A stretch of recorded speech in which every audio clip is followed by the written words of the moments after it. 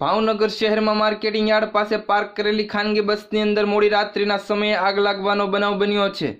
Sleeping બસમાં થોડી વારમાં જ આગ એટલી હદે પસરી હતી કે જોતજોતમાં બસ સંપૂર્ણ બળીને ખાખ થઈ ગઈ હતી। જોકે આ બસ દુર્ઘટનામાં કોઈને જાનહાનિ કે ઈજા પહોંચી ન હતી। ફાયર વિભાગની ટીમ દ્વારા મોડી રાત્રિના સમયે આગ પર પાણી છંટકાવ કરીને આગ બુઝાવવામાં આવી હતી। બસમાં આગ કયા કારણોસર લાગી હતી તેનું કારણ હજી સુધી બહાર આવ્યું નથી। Bureau report, Bhavnagar.